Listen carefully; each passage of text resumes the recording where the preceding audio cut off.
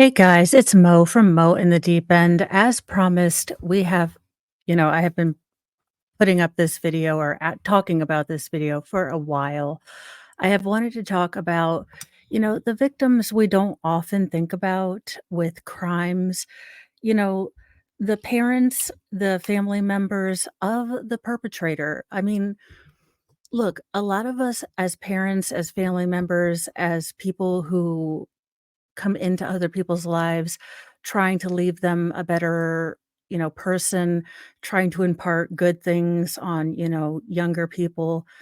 We're trying our best. For the most part, for 87 to 90% of us, we are fumbling along as best as we can. My glasses are hella dirty. I have been attempting to do all of the sort of grunt Christmas work so that when the kids get home, um, as always, when you have 3 boys with mega ADHD, kind of the getting things together phase is often, a source of tension, and I know, when Mr. Mo gets home, you know, that's part of it's you can get a little short-tempered when, you have 3 boys and they're like, "Oh my gosh, can we put together the tree? Can we put together the tree?" And you have, these kind of mundane minutia steps that you have to do instead of the fun part. So, Mr. Mo works really hard to go out to do all the peopling and all that stuff. So when I'm having a good day, when I can,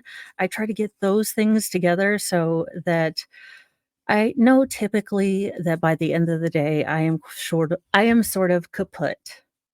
So I try to get those things ready because I know, unfortunately, this past year, a lot of the evening shift kind of things have fallen on him, especially with my nightly Newsy News show. So I always want to kind of show appreciation. So on good days, I try to, think, what can I do to kind of help out? Because let's be honest, I'm a bit of an arsehole, if you want to know the truth. I can be a bit of a butt. Anyhoozle, let's get back on topic. Um, but that's the kind of thing. I mean, as parents, as people, we are all human. I don't think any parent intends to, screw up their kid at all. And I watched this testimony and it was heartbreaking. And I thought that it was something that we don't often think about. It's easy to sympathize with the victim's family because, they're the victim. I mean, obviously, it's easy to empathize and to, see that they've lost, a child, a brother, a wife, whomever, or something very grievous has been done to them or a family member. But sometimes we forget that there is just as much of a path, you know, ripple of devastation in the perpetrator's family. I mean, I'm gonna say 85, to 90, 85 to 75% of the time. I mean, think about Kim Potter's family. I mean, they were probably just as devastated as she was about what happened. Um, the BTK, a little bit iffy. She made it into a podcast. You know, do you know, don't play the player, hate the game. And how many stones can I throw when I'm here making a podcast? So. But we forget eh, it's easy to overlook that there are victims on both sides, and that's why I thought this testimony, um, was so eloquent, and the father is not a it speaks for itself, so I'm gonna try to pause it just a little bit. We'll get Fry emotional support napping dog breaks because it's hard to listen to some of it. I mean, this father obviously just has, so much grief for the life his son threw away, the life that his son took, and how he could raise this, how they're gonna move forward. I mean, you can see how it has just eaten away at his soul. And, you know, I'm not telling you guys how to feel. The child in this case did something heinous. So, without much further to do, because I've been blathering on for about 6 minutes and have gotten off the topic twice already, let us continue.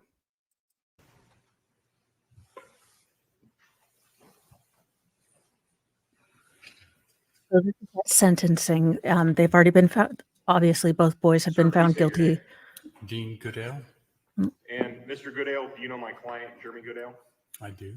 And how do you know Jeremy? He's my son. Does Jeremy have any siblings? He does. And can I'm you trying tell to the move court these. the names and ages of Jeremy's siblings and where they're living at the present time? Hopefully. Okay. Jacqueline Goodale is 28 years old. She's a nurse, and she lives here in Fairfield with me. He has a sister also, Camille, 1 year younger, 27 years old. She's a chemist living in Washington State. The next sister is Sophia. She's also here today. Mr. Goodell will have a hard time. At least I have I mean, he's so soft-spoken. You've got 2 daughters. One is working as a nurse, one is a chemist. Eh Only slightly I mean, I can only imagine that the same devastation and only slightly different would be the police knocking at your door to say your son has committed this horrible crime to your or we suspect that he's committed this horrible crime to, your child's never coming home, they've passed away. I mean, eh eh I don't know what he looked like beforehand, but it I don't know why this touched me so much, but it really did. Again, you guys are free to feel however you did. I'm having an emotional moment. You can join me with it. We're gonna have we're gonna have a solo fry moment. Doo, doo, doo. And we are done. Okay, let's continue. Is that better? see if you just speak straight into it. He also has a daughter, Sophia. Yeah. She's where am I at? 25 years old, I believe. How'd I do? She's Oh gosh, he sounds just like currently Mr. living in Mo. Guam. And he also has a youngest sister. His sister Olivia. She would be 22 years old, and she's currently living with her sister in Washington State. Okay. Prior to Jeremy's arrest in this case, where was Jeremy residing at? He was living here in Fairfield with me. Who was all living at your address on Hempstead Avenue here in Fairfield at the time of Jeremy's arrest? Myself, my daughter Jacqueline, and her son Dominic, and Jeremy. What is Jeremy's mother's name? Christine. And you and Christine are no longer married, is that correct? That's correct. During your marriage to Christine, what did you do for income? During most of the time, I was farming full time. Did Christine assist you in the farm operation? It was kind of a split operation. There was my full time job, and then we had some side operations going. Okay, and just coming from a farming community, I don't know how many people come from a farming community. What I can tell you is if you are truly doing farming, you are up at 4, almost maybe 3 AM. I mean, if you have animals, they come first. You get up, you feed the animals, you are doing chores with them, you know, and then you come in to eat breakfast. It's not, "Oh, it's too cold today," "It's snowing, the kids have a snow day." It is, you are up, that is your job, the animals still have to get done, it could be snowing, it could be raining, it could be, hot as balls, it this is again, I mean, it is the fact that this child, this boy, and made a choice, a a deliberate, planned choice to throw away everything that his father worked for and tried to instill in him is so regretful, such a slap in the face. It irritates the ever living snot out of me. Is going for the family. She helped with that, yes. And can you describe your respective roles in operating the farm? I had the primary responsibility. I ran the greenhouses and the field operations, and we had some dairy goats, dairy cows, chickens, things like that, and she helped the chores with those animals. All of that farm work, that sounds like labor intensive work. Is that true? Farming is a lot of work, yes. Another pause, I know. I don't know where Twisted is. I'm sure he's probably yelling at his screen right now. But and this is a personal anecdote, so take it for what you will. But people like that, people that get up, do this kind of work, you say what you say, you mean what you say, you stand by what you do. It's corny, it's hokey, people like to make fun of it, on the coast. uh, you know, I shook my hand on it. I'm a man of my word, that kind of thing. But that's really the truth. I mean, that's what we kind of live by. I mean, for the most part, if you say you're going to do something, you do it. If you put your word to something, you're going to do it. Or if y- you work hard and you try to, at least that's what Mr. Mo and I are trying to instill. But, a lot of the people that I grew up around, that's what it was, especially around, the old this gentleman's age farmer guys. Like, you'd go down to literally the little town where I didn't so my family moved when I was halfway through high school. I was in the inner city where I might have been the only one of my, let's just delicately put this, glow in the darkness, to a town with one gas station. So went from a school of 1,400 in my graduating class to 200. And but I will tell you and then I worked at the custard, kind of stand, for multiple years. Those farmers, they'd work hard, they'd come up in their overalls, but they tell you something, they'd be like, "Hey, you know what? I'm gonna bring you some corn, y'all around some corn when we harvest it." By golly, there was corn, there were, like, bags o' corn. And, never ask for a zucchini, 1 zucchini. No, no, never ask if anyone offers you fresh vegetables in the Midwest. Accept them, but understand that you are getting more than you expected. Generally, it is a rule. As we have gone through tangent number 75, I apologize. When you and Christine first separated, did she take any of your children with her? The kids were mostly teenagers and living 6 miles out of town on a farm, so their proclivity was to go live in town with their mother. Okay. And after your separation and subsequent divorce, did Christine remain in the area? For a while. Okay. Was there a period, at some point, did Christine no longer live in Iowa? Yeah, she at some point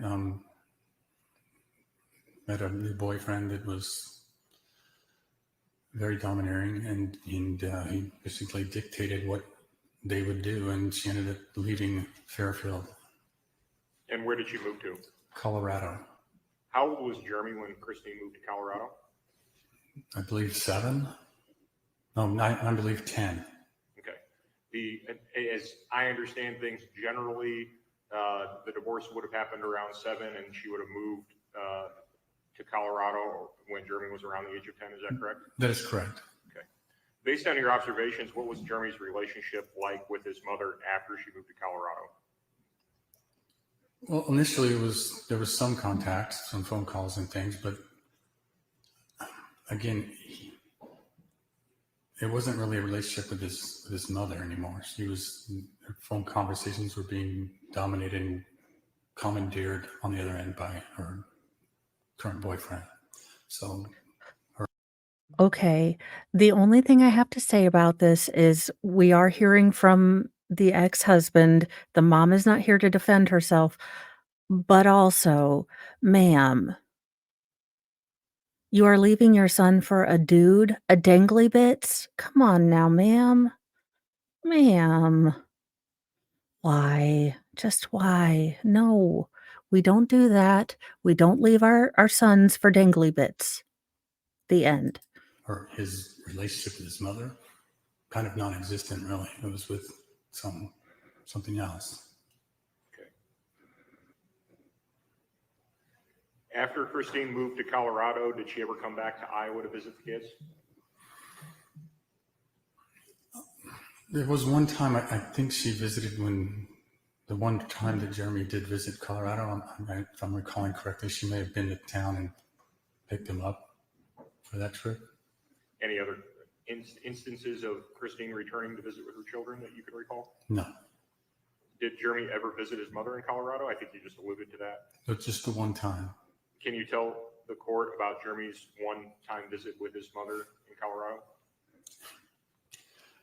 Yeah, with a telling detail. We kind of knew in advance that it could be a sketchy experience for Jeremy, so I actually had a safe word for him when we called on the phone, and the first time I talked to him on the phone, he used that safe word. Okay. So do you recall originally how? Also, ma'am, I mean, kudos on this dad for thinking ahead and really cueing in on his son's discomfort, but the fact that you have to have a safe word because there's a person in his I love that I've gone 17 minutes and 6 minutes into the video. This gonna be long one. I promised Nick I would go on for Jody, but unless I stop gabbing, we're not gonna do that. But, madam, to the point at which you need a safe word, and I get that there's going to be friction. The son is probably feeling totally abandoned.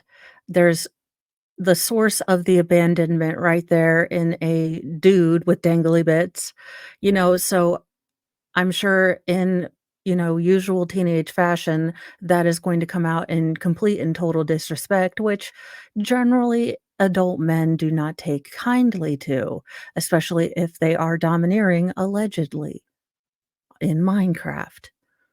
Let's continue. How long it was planned that Jeremy was going to go visit his mother? Approximately 1 week. And did Jeremy stay for the duration of what was anticipated? No, he did not. He used his safe word and you made arrangements to have Jeremy return to you in Fairfield, is that correct? Yeah, I believe he might have been 10 or 11 years old at the time. They told me they were just going to send him on a Greyhound bus and send him back home. And I said, no, you're not. And made sure that he flew back.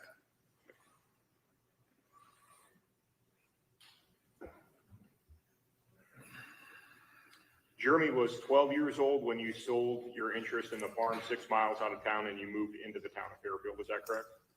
That's correct. When you moved into Fairfield, who all made the move with you? Myself, Jeremy, and his sister, Olivia. How long did the household consist of primarily you, Jeremy, and Olivia? 3 years. Okay. And then, as I understand things, a few months before Jeremy's arrest, Jackie and her son Dominic also moved in to the family home. Is that correct? At that time, Olivia had moved out, and yes, now Jackie and Dominic moved in. Yes. Okay. What does Jackie do for a living? She's a nurse. And what is Jackie's typical work schedule like? Chaotic. Was Jeremy involved in the care of Jackie's son Dominic? Repeat that, please. Was Jeremy involved in the care of Jackie's son, Dominic? Sometimes, I mean, care, I mean, he definitely spent a lot of time with him. Did you observe Jeremy to have a good relationship with his nephew, Dominic? Absolutely.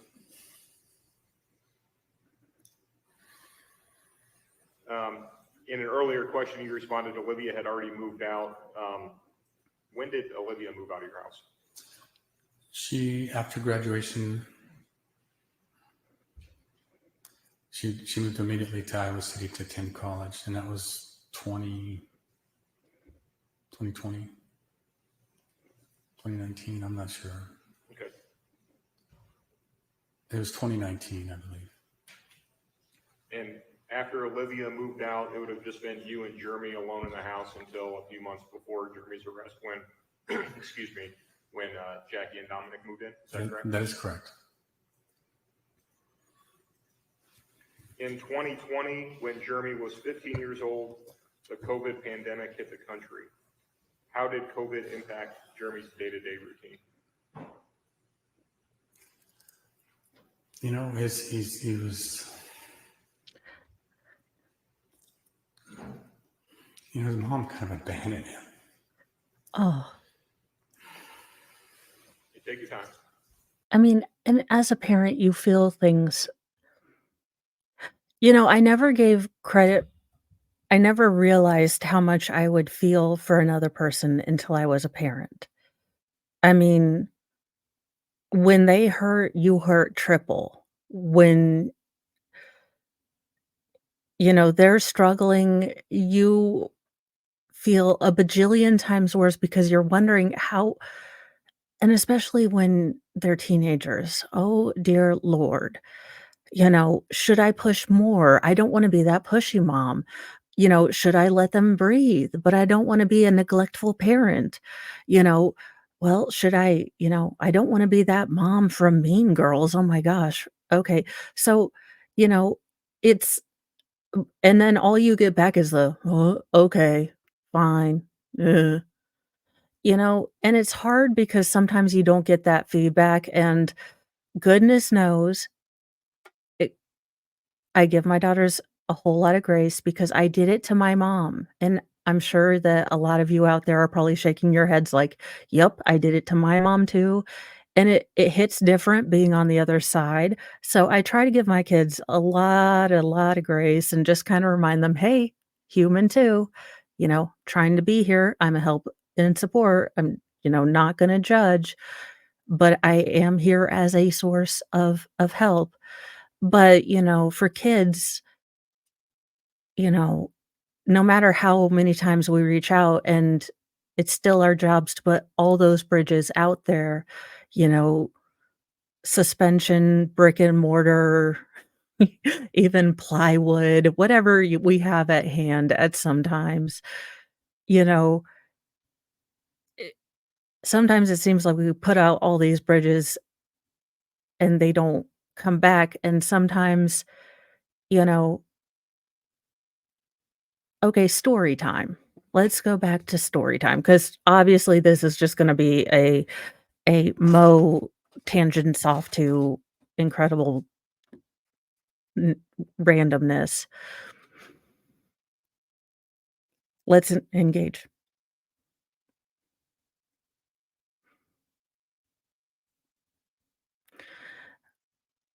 So, about a week ago, my middle daughter, the youngest of the 2 I had with my first husband who passed away, asked me if I had any pictures of her dad. And I was like, "Yeah, sure, I've got them packed away. I can give them to you if you want." I've never not let them put up pictures or anything like that. They just didn't seem to want to, so I have them saved for them, and I have these blankets that have woven in, pictures of them. But she was about 5 months old when he passed, and I guess they were reading a book, last lecture or something. I guess it was like the Tuesdays of Maury with Maury of this generation, but she wanted to do a speech about her dad since she really didn't know him, so she's been, asking questions and trying to get funny stories, and I felt bad because for a long time, look, for him and only him, my rule has been if I don't have anything nice to say, I simply will not say it because every child deserves to not have their father be talked bad about in front of them because, that is one half of their background.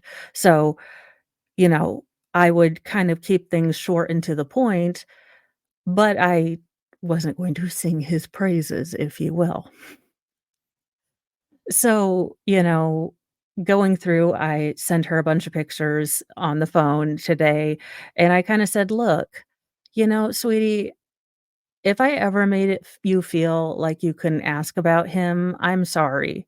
Looking back, I was a 24-year-old with, a 2-year-old and a 5-month-old, and I just lost my house, and I just lost my husband, and, maybe I didn't handle it the best I could, but, I really tried, and if I didn't do that in a way that was always the best for you, I do wanna apologize, but if you would like to know," and I told her some of the better stories I remembered, and I said, "Look, addiction sucks because the person that you loved is stolen away from you right in front of your face, and the person that you loved is now someone that will hurt, that will steal, just like this person in front this gentleman, as I'm bringing it in, and this is why it will tie in.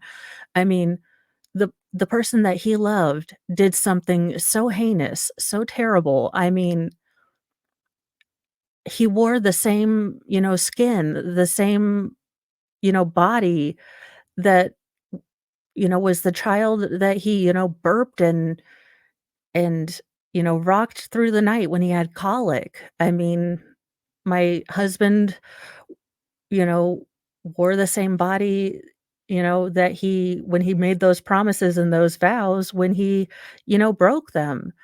So, it's a terrifying betrayal, and it takes so long to process, and I don't think he's processed it, and you also hurt for the child that you know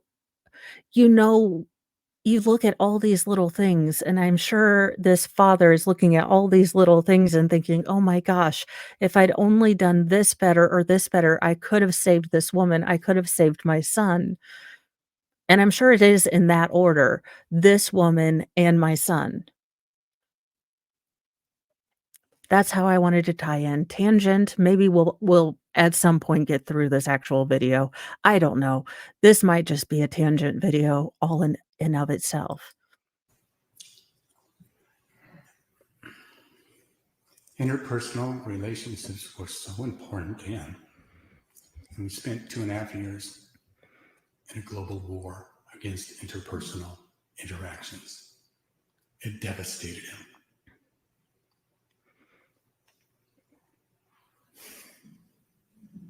Did COVID play a part in your decision to move Jeremy from the Maharishi School over to the Fairfield High School? Yes, sir. And why is that? Yeah. Sitting at home staring at a computer screen, there's no point in paying extra money for that, as far as I'm concerned. Did you feel, let me strike that.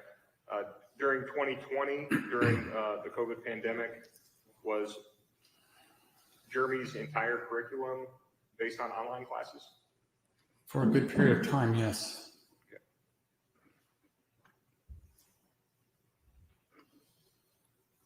And how was Jeremy performing with his schoolwork when everything was online? Not very well.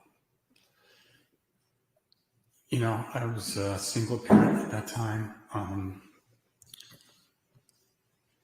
had to go to work. I had to provide for the family, and I was to leave a 14-year-old kid at home by himself.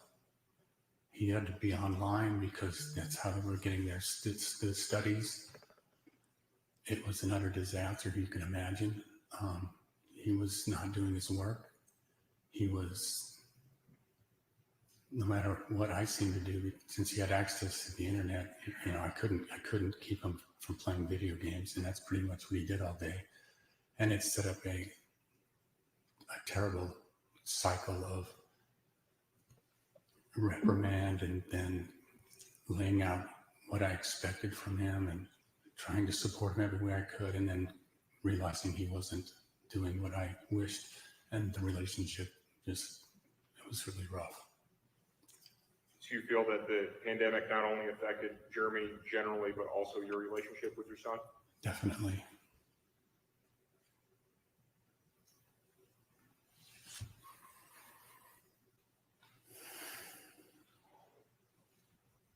In 2021, when Jeremy was 16 years old, and I've referenced this a couple of times before, a few months before his arrest, Jackie and Dominic also moved into the house. Is that correct?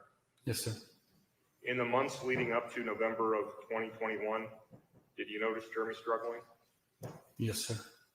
And what were your observations about that? Okay, and another thing, to all those jerkwads that kept our kids, separated, you know, I mean, I saw my kids regress. I don't know anyone else. I have the privilege of being able to stay home. I was able to actually lend out, middle daughter seemed to hang out at her friend's house, more because her friend's parents had to work. I mean, the fact that they closed down schools still frosts my flakes until they're so sugary that it wouldn't stop the self-love for anyone. Look it up on Google. The inventor of cornflakes actually made them and graham crackers to to stop and soften self-love urges. I really want graham crackers now. Any hoozle, let's continue. I swear to God, we will finish this. I knew he was smoking a lot of marijuana. I tried to do everything I could to stop him from that, from sitting with him, talking with him, reasoning with him, explaining to him how it's not good for his brain development. To trying to go punish him, ground him, or I was just at my wit's end. I had to go to school every day, and he was, again, during COVID, he was at home by himself, and there was no supervision. It was an utter disaster. Did you observe Jeremy having any emotional breakdowns during this period of time? Yes, I did. Can you tell the court about that? He was very emotional, and he would sometimes, he'd literally break down crying, and it was and screaming some very self-deprecatory things about himself. And these were all in the months leading up to November of 2021, is that correct? Yes, sir. Mr. Goodale, if someone were to ask you to describe your son reflecting on his entire life prior to his arrest, how would you describe Jeremy?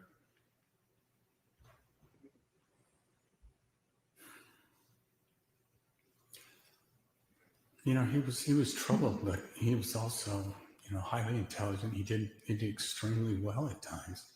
So as a parent, you're hopeful, and you kind of focus on the positives and hope to work toward through the difficulties. Realize that in 2021, the year this horrific crime happened, he was student of the month in April.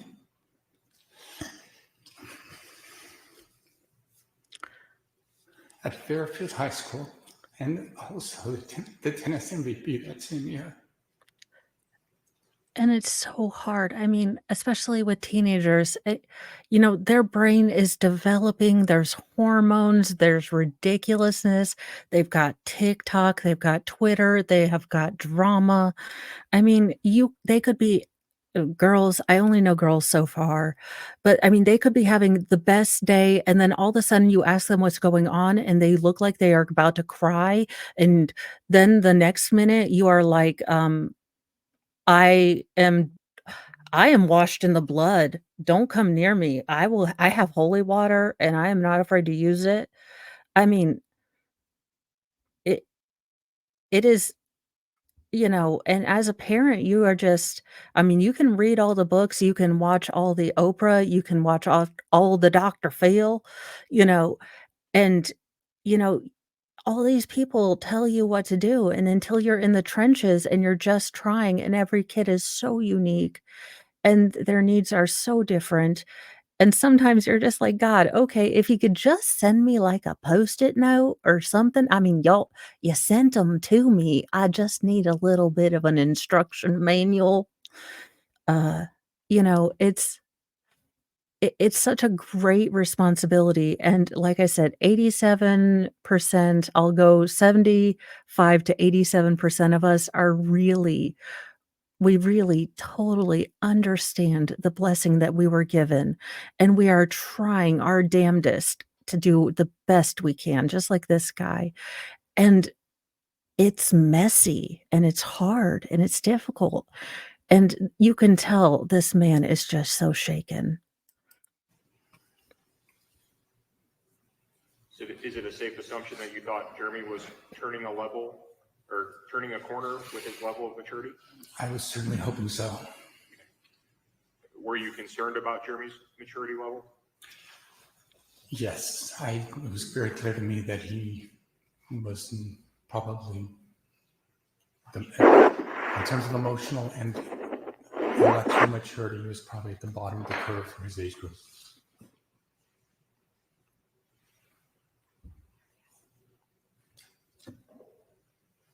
What observations did you make that caused you to question Jeremy's maturity level?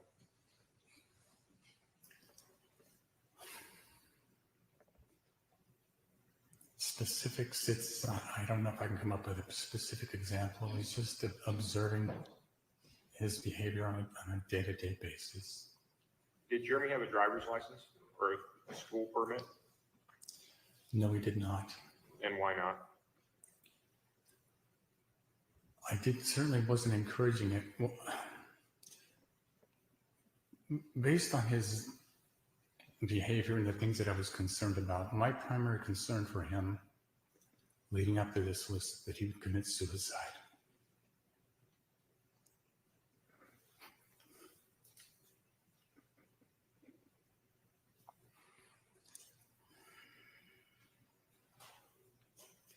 And given your concerns, you didn't feel that Jeremy was mature enough to have a driver's license or put himself in that situation. Is that correct? That's correct. Would you be able to describe a fond memory that you shared with Jeremy over the years for the court's consideration? If I can get through it. Take your time. I mean, there were many things. We played tennis, we camped, we fished. One of the things though that I was most proud of him for. From an early age, he had school field trips, and then oftentimes they went to Jefferson County Park, and there was a woman there that was in Fairfield, the woman who I'm talking about. It went by Toad, and that's not a derogatory term; it's an endearing term in this case. He loved her lectures and the nature walks and the bird watching and all this.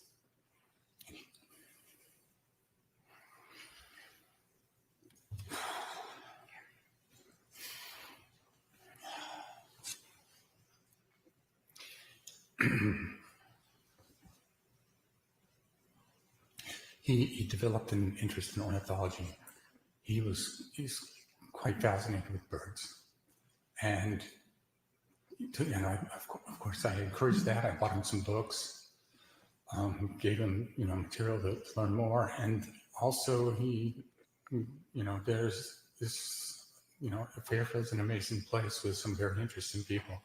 there's a woman in town by the name of Diane Porter, and she's a I mean, what a great dad. He noticed his son was struggling. He noticed that he needed a hobby. He noticed an interest and he encouraged it. I mean, again, he was trying to do all the right things. Again, 87 to 90, well, okay, 73 to 87. Don't follow me for mathing, you guys. world-renowned naturalist, photographer, and if she doesn't have the technical title of ornithologist, she should. She's a bird expert extraordinary, and she would give bird watching tours and lectures in town as well. And I began to attend some of those with Jeremy. During the lecture, she would often, engage the audience in questions, and people would raise their hands, and she'd call on someone. Well, Jeremy would raise his hand after almost every question, and usually there'd be several other hands going up. Sometimes there would be no other hands going up, and she was called on several times over different lectures that he attended. She was so impressed with him that she gifted him a very expensive pair of field glasses.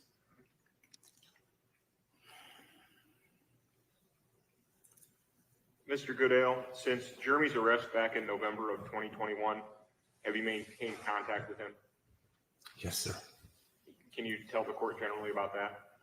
Usually once a week. That's pretty much when he was at the juvenile center, it was about all we could manage. The driving distance and everything, and it was nice. That was where we tried to hit the weekend, so we'd have an hour with them. And then since he's been in Fairfield, the visiting's been a little less flexible. Not quite every week I've seen him. You also maintain phone contact with him as well? Texting a little bit, yeah. Mr. Goodale, as you know, Jeremy is going to have a lot of rehabilitation ahead of him while he's in the prison system.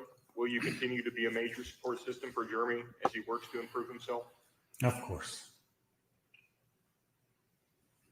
Mr. Goodale, you've expressed to me previously that you haven't had an opportunity to make any public comment on this horrific event before.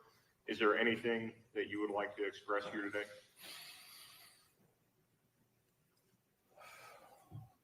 When this first happened, Okay, y'all get your Kleenexes because you can tell this man has been holding this for a while, and I'm going to have white fur all over me, but Thor has decided that he is the true animal co-star as per usual. Sir, we are trying to get through this. instinct was to reach out to the Graber family. Sir. Upon receiving advice from legal counsel, I was advised not to do that.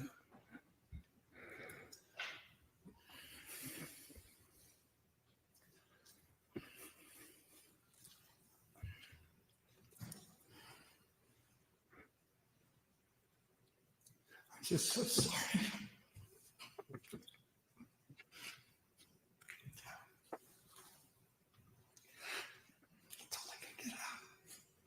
Fine. We appreciate you being here today, Mr. Goodale. I have no further questions, Your Honor. Thank you. I mean, and that kind of goes back to, again, and this is just me. This is just the people I know that I grew up around from high school age until now. So, a good chunk of my life, his first instinct before the lawyers got involved, those darn lawyers, was to reach out and say how deeply sorry he was. Because, and he's probably been holding it in. I don't know if he was always this thin. My guess is probably not. You are missing the Fry Thor love fest that is going on, because right now Thor's pretending to be Fry's friend. But I can only imagine that look, like I said, neighbors are neighbors, feuders are feuders. If you have a feud to go in, you have a feud to go in. But for the most part, you say what you say, you mean what you say, and that's how it goes. So I can imagine it was just eating him up to not be able to say how incredibly sorry he was. I'll have you turn the mic or the mic over. I'm good. I am more. Thank you. Mr. Goodale, you had mentioned that Jeremy Goodale spent 9 or 10 years in the Maharishi School here in Fairfield. Is that correct? I did not mention that, but I think that's correct. Well, I guess I was kind of deducing that from you saying that he went to public school starting in 10th grade. Would that be accurate? Yes. So kindergarten through 9th grade would have been at the private school? Yes, sir. Okay. And he attended school there consistently through those grades. Is that right? Yes. All right. Were there ever any behavioral issues with Jeremy while he was at the Maharishi High School? I haven't seen the official record or anything, but he might have had a couple minor, scuffles or something. I'm not sure what's written up, but maybe not. It didn't seem, he was in a class with a bunch of rowdy boys, and he was one of the rowdy boys. Okay. And how would you characterize his academic performance while he was at the Maharishi School? All the way up until the pandemic hit, he was nearly an A student.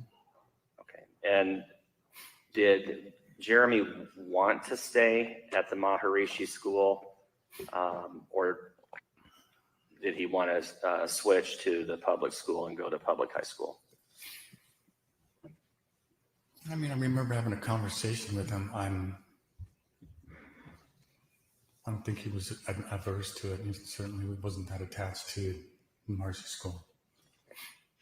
And was he friends with Chayton Miller while he was at the Maharishi School? He'd been friends with Chayton Miller since he could walk. Okay, so how would you characterize their relationship since that time? Were they close friends, best friends, part of a friend group? How would you? I'd say part of the friend group. I never thought of Chayton as being his best friend or anything, but they've just known each other forever. Jeremy was more of an athlete, and I didn't view Chayton like that. Okay, and did Jeremy participate in sports from the time he was young? Yes. What kind of sports? He played soccer, he played softball, he played tennis. Okay. Was he always able to be a member of a team? Yes. Were there ever any behavioral issues that you noticed or that were ever reported to you by his coaches? During sports, no. Okay. Sometimes perhaps when he was in coaching situations, he was a little difficult. But for the most part, he got along with coaches, could participate in sports. Would that be true? During his year playing with Fairfield High School tennis team, he was shining. He was a great leader for the team. He was an exemplary tennis player and was quite a team player, popular with the team, good with the coach, loved the coach. I think Jeremy at one point in one of the interviews indicated that he had planned on playing possibly collegiately. Is that correct? If he would have worked at it, he definitely had the ability to do that, yes. And tell me if I'm wrong about this. The way that I understand your testimony concerning the COVID issue was kind of a turning point for him. Would that be true? It hit him pretty hard, yeah. We were, there's struggles, and then there's things that exacerbate struggles and things that alleviate struggles, and that was definitely an exacerbating effect, yes. And in November of 21, had Fairfield High School returned to in-person learning? And when now? In November of 21, or that semester, had Fairfield returned to in-person learning? Do you know? You know, in my mind, it hadn't, but I believe it had. But I mean, there was still social distancing. You know, this is a great term for what he didn't need. There was masking and other things still going on, but I believe they were back in school full time. And I guess part of the reason that my memory is confused is that they weren't in school that day, but I guess that was a teacher thing going on. So, I mean, there were a lot of people around in my community that actually switched schools because, there were schools that were open and schools that were not. I mean, look, some kids did not do well with the being at home. I had a child that we had to put back in school because they did not do well with being at home, and that's okay, and, that child felt very, very bad about, maybe not being as successful being at home, but the thing is, it's it's just how you learn, it's just how you need to do things, and, as a parent, I was totally okay doing whatever I needed to do, being as loud and bossy and out of my comfort zone, which I generally tend to be a little bit more compliant, a little bit more complacent. But, when it comes to getting stuff done for kiddos, I will be loud and obnoxious. And at the time that Noe McGraber was killed, had Jeremy been doing well in school for the most part, or how else would you characterize it? Struggling for the most part. Was he failing classes? I believe he was. Had his teachers reached out to you? No. Had you had any communication with his teachers or made any attempt on your part to reach out to them? I had not. Whenever you indicated that Jeremy was the student of the month in April, that was April of 21. Yes, sir. And what would qualify him for student of the month in April? Like I said, he had the ability to excel, and I think he had a good month. Okay, so it'd be grades and possibly participation in other extracurricular activities or doing well in those. That I assume that's what would qualify him for that. Is that correct? Yeah, I was a little surprised because I thought he was, I know he's capable of being a straight A student, and he wasn't quite there, but he was doing a little bit better at that point. And would a teacher have nominated him for that particular recognition, or do you know? Was it the principal? Well, I'm not sure. That's fine. I'm sure there's a teacher involved somewhere. Yeah. He sounds like You Mr. Mo, indicated like that you had a primary something concern teacher. that Jeremy might harm himself. Is that right? That's correct. Did you ever reach out to a mental health professional to seek out any assistance for him, or did you take any step along those lines? Thanks for asking that question. Now, this part will really get you pissed off because you know what? Just for the love of all that is holy, um, the fact that this dad did what, they asked or what, anyone would say, "Hey, if your kid is struggling, get them help." And the rigmarole and run around and cockamamie stories he got, what look, y'all, I frost my flakes. I'm going to go into a little bit of detail on that. Is that okay? That's fine. So he'd gone to Optimate when he was younger for apparently 6 months or so. What is Optimate? It's a local place here in town. They have counseling for all kinds of things. Okay. Then for a while, maybe a year or two, he didn't really do anything. But then I noticed he was struggling, but it was more than struggling with, there was, he was always, he had these abandonment issues, and so emotionally he was hurting. He was psychologically not doing well, but also there were some physical manifestations. He's kind of had a chronic cough and couldn't do things with his athletics like I thought he should be able to. Like I thought there was something wrong with his health. So there's a functional medicine clinic in Iowa City And I took him up there, and they had a multifaceted approach, kind of a holistic medicine approach. The doctor up there did a complete exam. They did a blood exam. They looked at things, as many health metrics as possible. Then the treatment that they advised. So I went ahead and signed him up, and then the way they do it, he paid a very healthy sum of money up front, and then he goes for like 6 months of treatment. That was Primarily Fry after the getting doctor's visit, Thor and pissed then off. there were, diet recommendations and supplement recommendations. The treatment was every week. I'd drive him to Iowa City, and once a month he was to meet with a mental health professional, psychologist, I believe. So we started going up, and primarily what seemed what they were doing is some kind of biofeedback. And he started getting that treatment up there. And so he'd go up there and do that once a week. Eventually, he ended up getting a home kit, and he wore it at home. And it was basically just kind of, he'd watch something on a screen and then get biofeedback. And, you know, they did EDGs and monitors progress. And based on what they showed me, it looked like there was some you know, EEG verified progress he was making on that. The other aspects of the treatment up there, again, were, you know, visits with the doctor and diet and supplements. And then once a month, he was to meet with a psychologist. The first month visit with the psychologist was when it came up. We went up, did the regular EEG, and it was just a tag on to the regular treatment that he did every week. The psychologist didn't show up.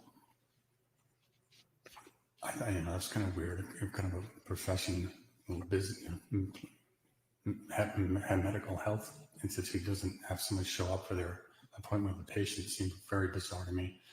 So, you know, obviously I complained to the staff and management about that, and then still continued with this treatment. So, and again, they didn't like put it in the next month. They said, well, let's just pick it up with the next scheduled appointment in the following month.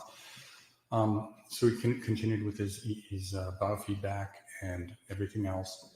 The next month came, and it's time to meet the psychologist, and the psychologist did not show up.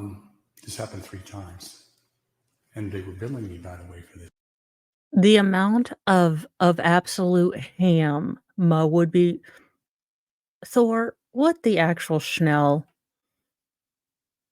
Thor is now rubbing and, well, he's propositioning the CPU or whatever you call the tower modem-y thingy. Or is that a monitor? Look, I don't know what the computer magic-y tower thing that does the computery thing. For these consoles. So obviously I did not continue with that, and we got into spat with getting money refunded. And that, you know, so that. Oh, Lord, does he sound like Mr. Mo? And they were still charging me for it. What the heck? Again, this is kind of an attitude of the Midwest. Again, you say what. Thor, I'm going to start calling you Babu. And Junior, what the? There's one ring light. Thor, I'm Fry. You know who you are? That didn't work out. So I knew a wonderful woman in town. Thor is like, I is not doing anything bad. Brilliant. I is a good woman. Extremely compassionate and highly intelligent. She was a counselor here in town too. Her name was Julie Bloom. Thor is bad. And I is good. So I was working to get him an appointment with her, and she was traveling in and out, so it was hard to set something up. I finally had a tentative appointment for him to see her, and it was a couple of weeks out. Before he was able to meet with her, she passed away from cancer. So and honestly, this poor dad is trying to give up. So I kept pursuing things. I also had a friend that I knew from college that was a well-known psychiatrist in town, Um, and I was reaching out to him to see Jeremy when he lost his license for some malpractice business. I didn't give up then either. I kept looking for local people to be able to work with Jeremy, and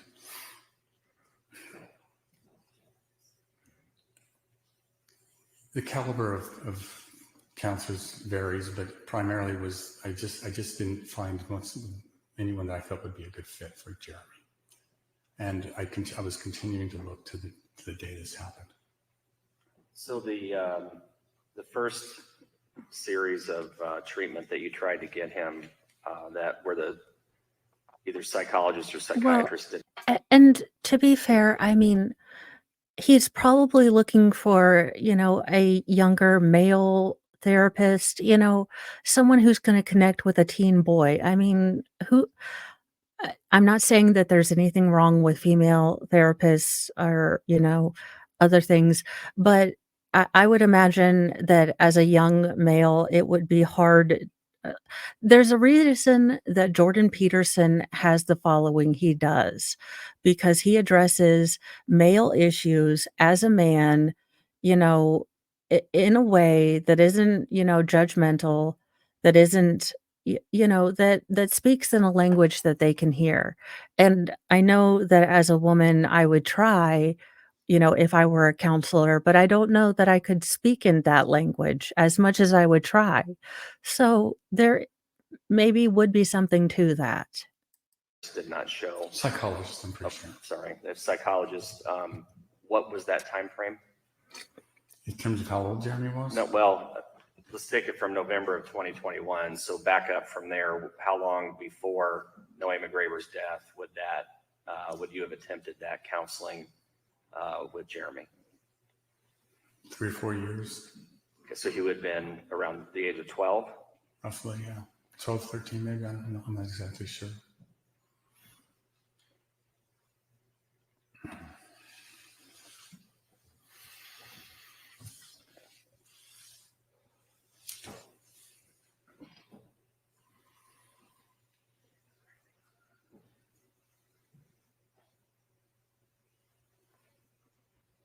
And you may have been asked this, that you've continued to have regular contact with your son since his arrest. Is that correct? Yes, sir.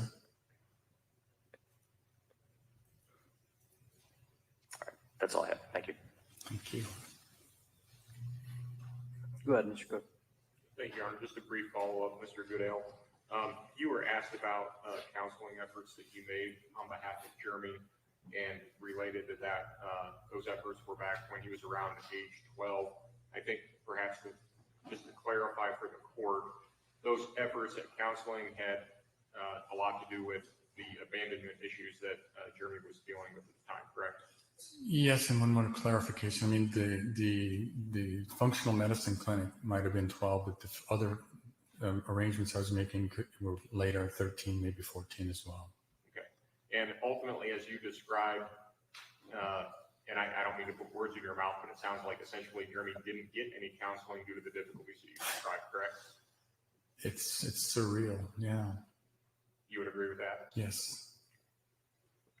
I have no further questions, Your Honor. Okay, so that was definitely the video that I wanted to get out to you guys. For the love of Cheetos fries, stop. Fry is now under the bed. Of course. My co-host is back. Of course he is.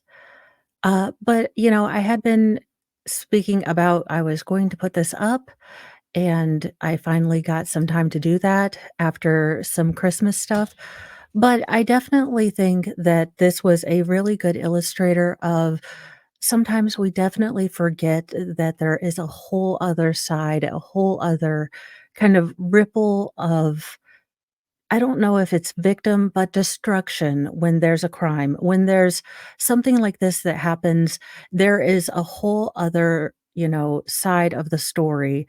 And I think this gentleman, at least for me, was such a good illustrator of that, simple, soft spoken, clear. And you could tell that this has eaten him up, but that he, he tried to instill into his son all of these values that he instilled into his other children, and for whatever reason, his son made the terrible choice to take another life, and how much it has really eaten him up that he couldn't apologize in a way that I think that he's wanted to it since this has happened. So, that is what it is.